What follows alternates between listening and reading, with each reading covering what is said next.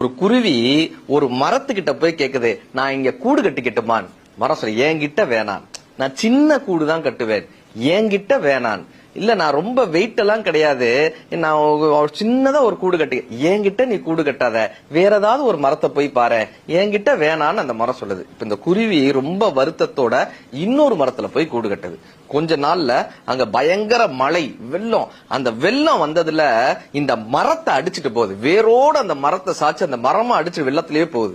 இப்ப இந்த கூட்டில் இருந்த குருவி அந்த அடித்துட்டு போகக்கூடிய மரத்தை பார்த்து சொல்லிச்சான், உனக்கு தேவை, உனக்கு தேவை, எனக்கு கூட்டுக்கு இடம் தர மாட்டேன்னு சொன்னேன்ல, உனக்கு தேவை, உனக்கு தேவை. அப்ப அந்த மரம், அடித்து சென்று கொண்டே இருக்கக்கூடிய மரம் அந்த குருவியை பார்த்துட்டு சொன்னதான், உனக்கு தெரியுமா, நீ வந்து கூடு கட்டணும்னு கேட்கும் போதே நான் வேர்கள்ல வலு இழந்துட்டேன், என் வேர்கள்ல சக்தி இல்ல, நான் உயரமா இருந்து இந்த ஏரிக்கரையை பார்க்கும் போதே எப்படியும் வெள்ளம் வரும்னு எனக்கு தெரிஞ்சது, ஒருவேளை நான் அடித்து செல்லப்பட்டா உன் கூடும் அழிஞ்சிருமேன்னு சொல்லிதான் என்கிட்ட கூடு கட்ட வேணான்னு நான் உன்கிட்ட தயக்கத்தோட சொன்னேன்.